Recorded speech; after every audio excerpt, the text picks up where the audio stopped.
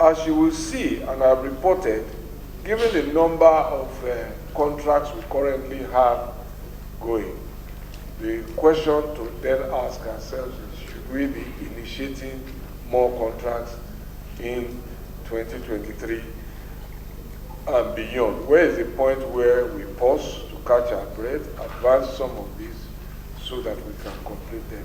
I hope that that will engage the committee within its membership and also with the appropriation committee and also the full plenary when the budget is being debated. But just to headline that as a consideration as we go forward. You had discussion with the governors.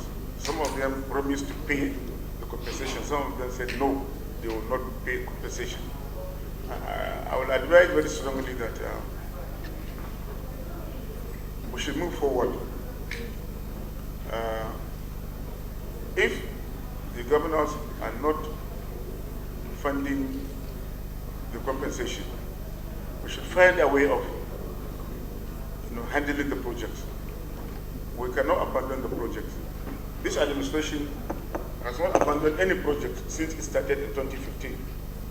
I happen to be in all the geopolitical zones in this country, and all the projects inherited by this administration. Motions on state of the road.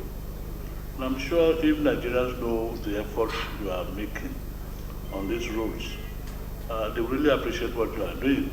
And I think beyond this platform, the ministry should try and let Nigerians know what you are doing. It's an enormous task.